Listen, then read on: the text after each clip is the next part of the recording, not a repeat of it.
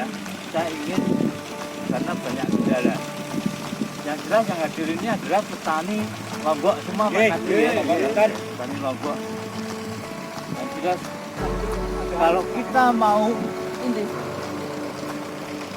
budidaya tanaman Lombok, baik Lombok atau melon atau apapun, kalau kita ingin budidaya, kita harus punya modal dasar, 3 modal dasar. Itu yang harus kita punya. Monggo Pak Jan, iki Pak Jan. Monggo gabung.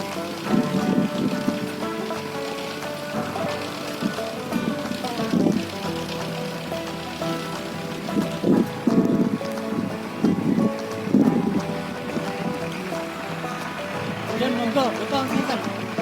Betul. Bedakan amatir nih. Gini. Jadi kalau kita ingin budidaya tanaman apapun, apalagi tanaman golongan Yang profesional aku minta kau anak yang nilai ekonominya tinggi, itu kita harus punya modal dasarnya ada 3 modal dasar. Yang pertama, kita harus memahami dan mempunyai pupuk bunga tanah bio. Jadi Kubita bio. Kubita bio itu pupuk bunga tanah, tapi isinya adalah mikroorganisme. Itu untuk memperbaiki struktur tanah yang ada. Sehingga tanah itu betul-betul baik, pH-nya normal, sehingga kalau ditanami, tanaman itu tumbuh dengan mudah. Kalau tumbuh dengan mudah, otomatis tanaman itu sehat. Kalau tanaman sehat, dengan nggak usah bingung-bingung bawa tangki untuk mengobati macam-macam penyakit. Itu yang pertama, modal dasarnya. Jadi harus, dan kubeta pupuk tanah itu bisa kita bikin sendiri. Itu berupa cairan. Cara pengaplikasiannya bagaimana? Nanti pada momen tersendiri nanti saya jelaskan. Kalau perlu praktek bikin kubeta sendiri nggak apa-apa. Nanti praktek sama-sama tadi tempatnya dengan Pak Nardi bisa. Ini petani Lombok yang ada di Bodok depan nanti. Saya berharap betul-betul menguasai teknologi budidaya ini. Terus yang kedua, modal dasar yang kedua, kita harus punya sendiri, yaitu nutrisi tanaman. Nutrisi tanaman apa? Nutrisi tanaman untuk vegetatif, untuk pertumbuhan awal. Sehingga nanti tanaman akan tumbuh serempak sejak awal, sejak muda, dia sudah sehat karena nutrisinya tercukupi. Nutrisi dengan pupuk beda. Kalau pupuk itu ibaratnya kita makan sehari-hari, ada nasi, ada tahu tempe. Itu adalah pupuk kita makan. Tapi kalau nutrisi itu adalah golongan mineral, vitamin yang kita minum. Kalau kita minum nutrisi setengah gelas sehari, mungkin nggak makan sehari, tetap sehat. Bedanya itu. Jadi nutrisi tanaman. Jadi nutrisi tanaman yang kanggo pertumbuhan vegetatif. Itu yang kedua. Modal dasar yang ketiga, yang terakhir yaitu nutrisi generatif. Termasuk untuk pembuahan, untuk pembungaan. Banyak petani mengeluh kembangnya akeh sing gogrok, pentil cilik-cilik akeh sing gogrok. Karena apa? Kekurangan nutrisi itu. Karena nutrisinya kurang. Sehingga mau buah banyak, batang itu sudah secara alami dia sudah pun tak tahu kabeh gak mampu. Makanan ini tanahnya kondusif, tanahnya nggak memungkinkan, maka dia akan menjatuhkan atau yang menggugurkan diri karena nutrisi gratisnya kurang.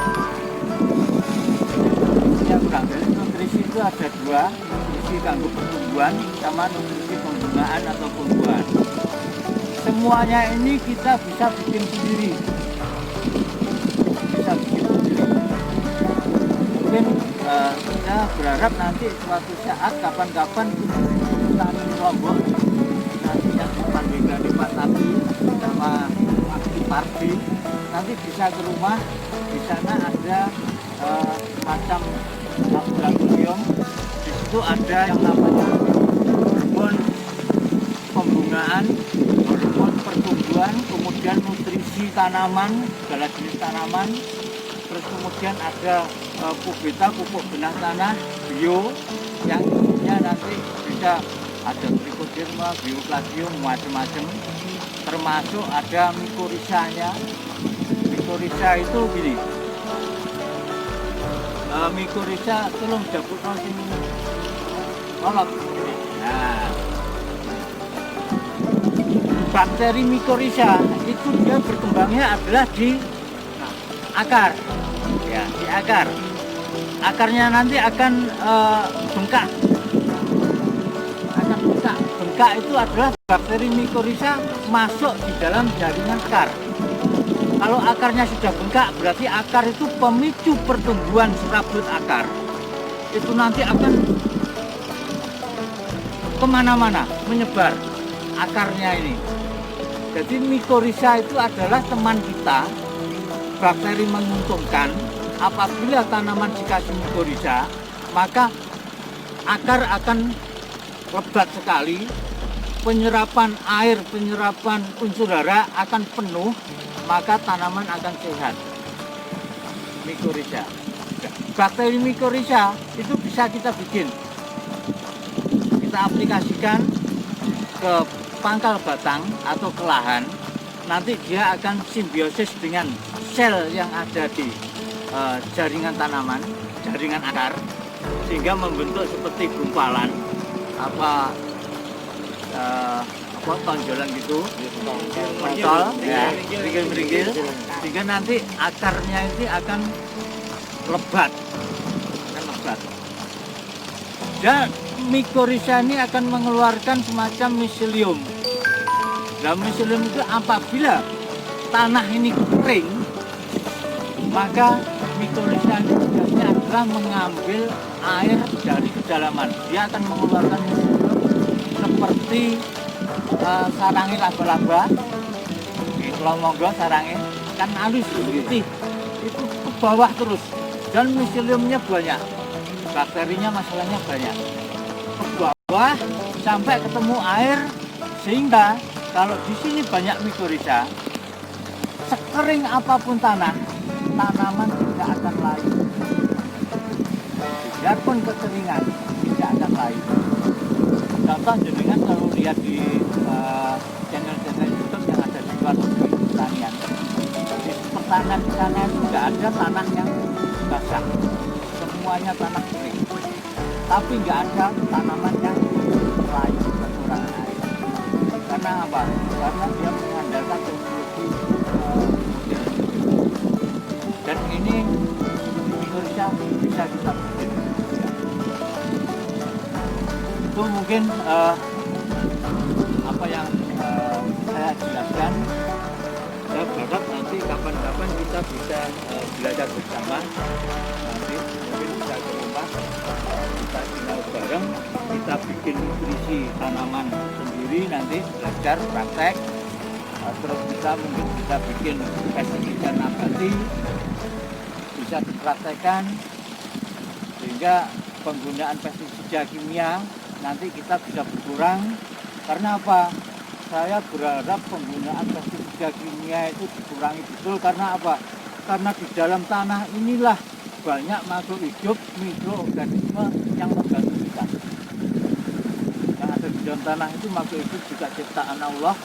Dia butuh hidup, butuh dipelihara, sehingga dia akan membawa kebaikan terhadap para petani. Saya rasa itu nanti lain waktu mungkin bisa disambung sambil praktek. Terima kasih. Assalamualaikum warahmatullahi wabarakatuh.